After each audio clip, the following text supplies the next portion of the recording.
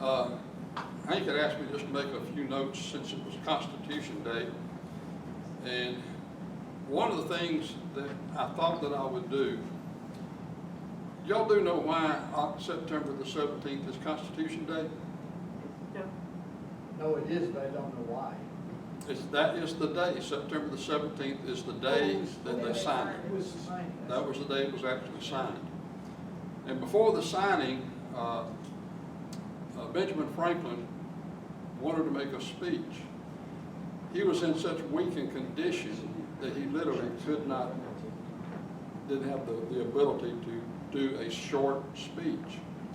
So he asked James Wilson, a friend of his from Pennsylvania, if he would make the speech for him. And I don't know how many of you have ever heard this speech, but it is a really, really special speech coming from a man that you'll hear the wisdom of Benjamin Franklin in these words. And I'm just going to give you his speech to the best of my ability. Mr. President, I confess that there are several parts of this Constitution which I do not at present approve, but I am not sure I shall never approve them. For having lived long, I have experienced many instances of being obliged by better information or fuller consideration to change opinions even on an important subject, which I once thought right, but found to be otherwise. It is therefore that the older I grow, the more apt I am to doubt my own judgment and to pay more respect to the judgment of others. Most men, indeed, as well as most sects in religion, think themselves in possession of all truth, and that whatever and wherever others differ from them, it is so far error. Still, a Protestant in a dedication tells the Pope that the only difference between our churches in their opinions of the certainty of their doctrines is the Church of Rome is infallible and the Church of England is never wrong. But though many private persons think almost as highly of their own infallibility as of that of their sect, few express it so naturally as a certain French lady who in a dispute with her sister said, "I don't know how it happened, sister, but I meet with nobody but myself that is always right." And then he added in French, "There's only me who is always right." In these sentiments, sir, I agree to this Constitution with all of its faults, if they are such, because I think a general government is necessary for us, and there is no form of government but what may be a blessing to the people if well administered, and believe farther that this is likely to be well administered for a course of years, and can only end in despotism, as other forms have done before it, when the people shall become so corrupted as to need despotic government, being incapable of any other. I doubt too whether any other convention we can obtain may be able to make a better constitution. For when you assemble a number of men to have the advantage of their joint wisdom, you inevitably assemble with those men all their prejudices, their passions, their errors of opinion, their local interests, and their selfish views. From such an assembly, can a perfect production be expected? It therefore astonishes me, sir, to find this system approaching so near to perfection as it does, and I think it will astonish our enemies who are waiting with confidence to hear that our counsels are confounded like those of the builders of Babel, and that our states are on the point of separation, only to meet hereafter for the purpose of cutting one another's throats. Thus I consent, sir, to this Constitution because I expect no better, and because I am not sure that it is not the best. The opinions I have had of its errors I sacrifice to the public good. I have never whispered a syllable of them abroad. Within these walls they were born, and here they shall die. If every one of us, in returning to our constituents, were to report the objections he has had to it, and endeavor to gain partisans in support of them, we might prevent its being generally received, and thereby lose all the salutary effects and great advantages resulting naturally in our favor among foreign nations as well as among ourselves, from our real or apparent unanimity. Much of the strength and efficiency of any government in procuring and securing happiness to the people depends on opinion, on the general opinion of the goodness of the government as well as of the wisdom and integrity of its governors. I hope, therefore, for our own sakes, as a part of the people, and for the sake of posterity, we shall act heartily and unanimously in recommending this Constitution, if approved by Congress and confirmed by the conventions, whenever our influence may extend, and turn our future thoughts and endeavors to the means of having it well administered. On the whole, sir, I cannot help expressing a wish that every member of the convention who may still have objections to it would with me on this occasion doubt a little of his own infallibility, and to make manifest our unanimity put his name to this instrument. And with that, they signed it.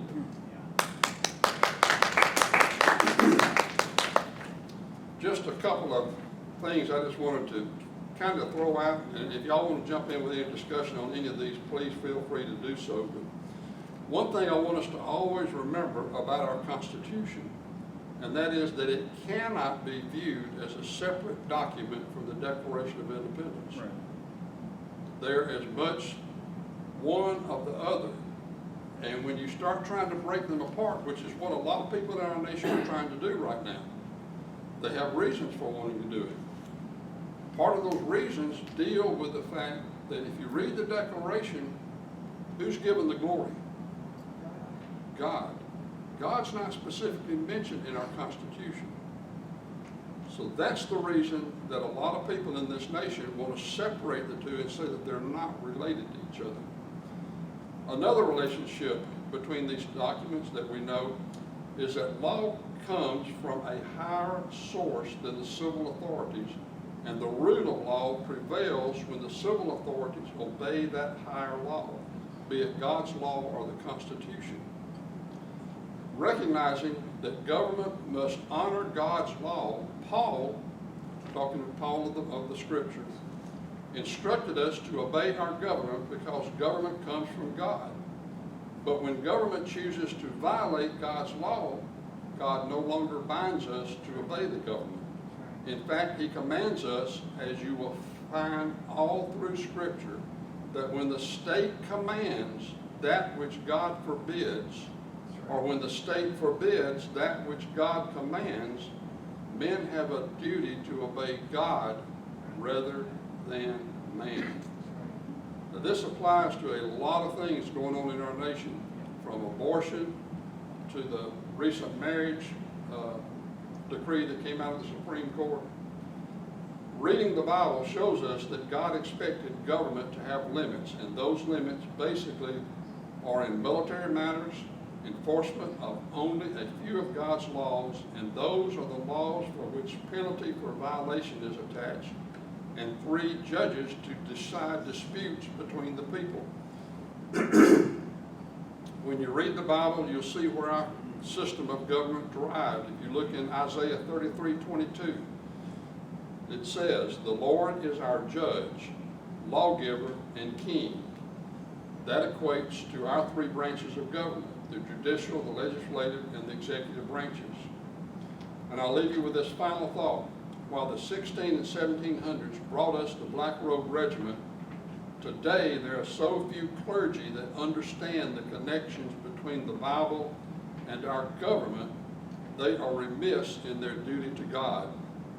This, I believe, is the fundamental reason why our country can and is being demolished from the inside out.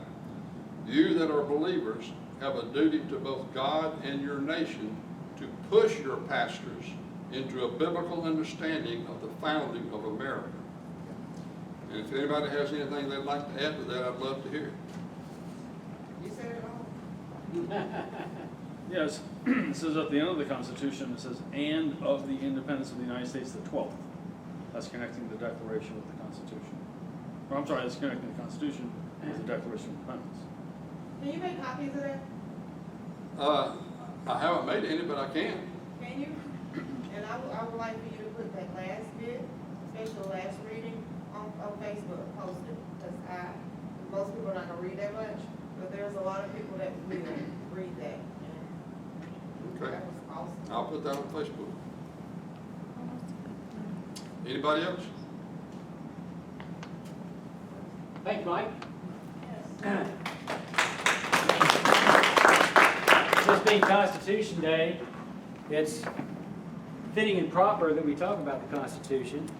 And I'm not going to keep you much longer, but a couple of things that we've just hit on, I want to call to your attention to. Of course, this is Declaration of Independence. It says that unanimous declaration of the 13 United States of America. I firmly believe that when they were doing this, they had not locked into what they were going to call this thing that we now call the United States of America, and also in some ways called just the United States. You know, there's the United States, and there's laws of the United States, and there's a country called the United States of America. And both of these terms are woven in and out of the Declaration of Independence, the Articles of Confederation, and the U.S. Constitution.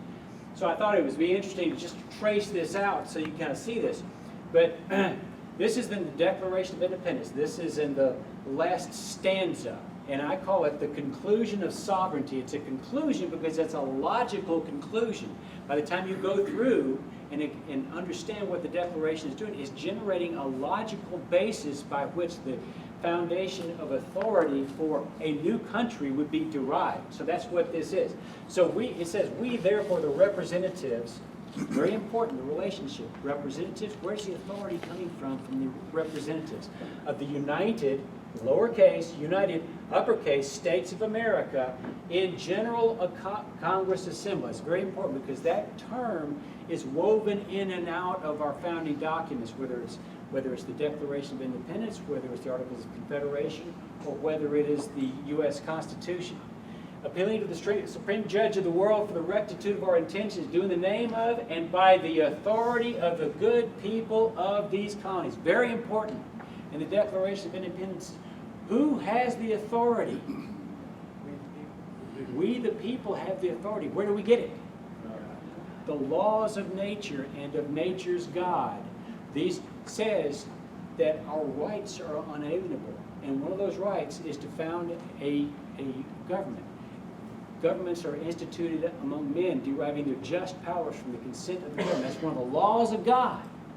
That's why this is important. So we use that authority here for the representatives in General Congress assembled to publish and declare that these colonies are, and of right ought to be. That's the important part. The right to sovereignty is the conclusion of the rationale of the Declaration of Independence. Right ought to be free and independent states. So it was the United States in General Congress Assembly. It was this governmental body that existed prior to the states being free and independent. It had to be because that's who made the Declaration. So the authority of the people was used by their representatives to declare that the states were free and independent. So these 13 states never existed outside of this body. They never existed outside of the United States of America. They were always inside of there. It's very important to understand when you start talking about secession and the right to revolution and things like that. This is just an academic conversation here. All right, so in the Articles of Confederation and Perpetual Union, it says, okay, we're going to name this thing officially. We're going to call it says the style, it's just an antiquated word for name, is the United States of America. So this confederation, this firm league of friendship, we're going to call the United States of America. It has a name. Very important, because they're gonna use that in the Constitution. And it says they're binding themselves to assist each other. So this perpetual union is bound together perpetually. I mean, so all of the states came together and formed a perpetual union. A perpetual union is one that does not end unless it has permission in the binding contract to end.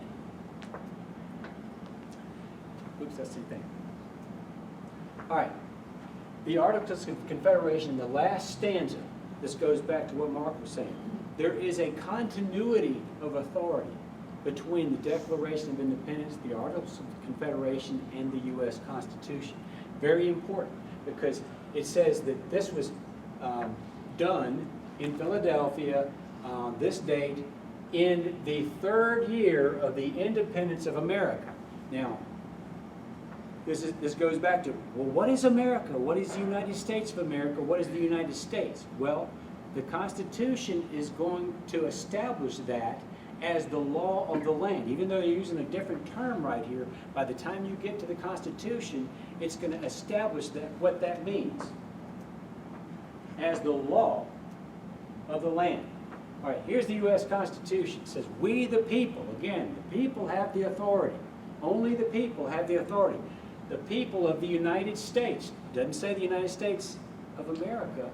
It says the United States. The people of the United States do ordain and establish this Constitution for, different preposition here, the United States of America. Okay, the United States of America was this thing, the style, the name of the country. Yes, sir. The wording, this one says United States of, O-F, the other one said F-O-R. Yeah, it says for. Is that, did the article say It says, of? no, it says for Yeah. the Constitution for the United States of Oh, I America. see, okay. So it's the same term here. Okay. So they've established that this Constitution is for that country. But what you see here, when you go through the Constitution and do a search for the term United States versus United States of America, the United States shows up multiple times. It talks about the President of the United States, the Congress of the United States, the Supreme Court of the United States, everything of the United States. But there is one inconsistency in there. When it talks about the presidency, even though everywhere else in there it talks about the President of the United States, when it says there will be a President of the United States of America, okay, President of the country or President of the government of the country? All this gets reconciled in the U.S. Code, but there is a difference between the United States and the government. So it says, we the people of the United States, we're a self-governing republic. We're self-governing because we are part of the government. The United States is the government, and we are the people. We are the authorizing agents of the government. That's what that is telling us. So in section 4, it says the United States, this is the government, shall guarantee to every state in the Union. The Union is the United States of America. A republican form of government, and shall protect each of them against invasion, do. So the government, the federal government of the United States is supposed to protect the states in the United States of America, and to guarantee a republican form of government to all of the states. Now, this goes back to the question of secession. Well, if a state can't secede from this perpetual union that began under the Articles of Confederation, if a state can secede, how can the United States then fulfill its guarantee? It can't. And what I'm telling you is one of Lincoln's arguments against secession being constitutional. He said, if you leave, I can't fulfill my oath of office. It says, I've got to protect you and keep you in this republican form of government. I think it's just an interesting side trip there. All right. Every reference to the government of the United States Constitution refers to that feature of the government as the United States, except for one mention of the President of the United States of America. I believe, it's like Benjamin Franklin was saying, it's not perfect. I believe it's a typo. I believe it's a typo because every other reference to the President of the United States is the President of the government. He's a member of the government there. Presidential oath. This validates what I'm saying. The presidential oath says, I do solemnly swear to and affirm that I will faithfully execute the office of the President of the United States and will, to the best of my ability, preserve, protect, and defend the Constitution of the United States. The Constitution constituted a government. It didn't constitute a country. It constituted, it put together a government, and that government is called the United States. Then Article 7 goes back to what Mark was saying. This is what ties all of this together into a nice big bow. That the authority from the Declaration of Independence is that authority that wove through the Articles of Confederation where the perpetual union was formed and terminates to reside in the Constitution. That's because it says this is in the 12th year of the independence of the United States of America. The United States of America, that goes back to the preamble where it says this is the Constitution for, not of, for this country called the United States of America. And this is what's so vitally important for Americans to understand, that there is no authority inside the U.S. federal government to deny the existence of God, because God is the source of the authority that came to this country 12 years prior to this document being proposed for ratification. So there is no authority for the federal government to deny the existence of God, to even question the existence of God, because to question the existence of God is to question the very authority that comes through the Constitution to the government. That's what is so brilliant about all of that. And that's why we're so, if we don't know these things, we don't know how to make the arguments to save our own rights. They gave us such a gift with the Declaration of Independence and with the U.S. Constitution that we don't even understand predominantly. But that's what these people did for us. So we owe it, I believe, to do our best to make sure that this document never dies. And that means we got to get out and tell people about it. It means that we got to go to our elected officials when they violate this document, and we need to point at them. We need to use our own voices, our own written words, our own conveyances in whatever ways. And we got to tell these people, you're not living by the Constitution. If we don't do that, we don't have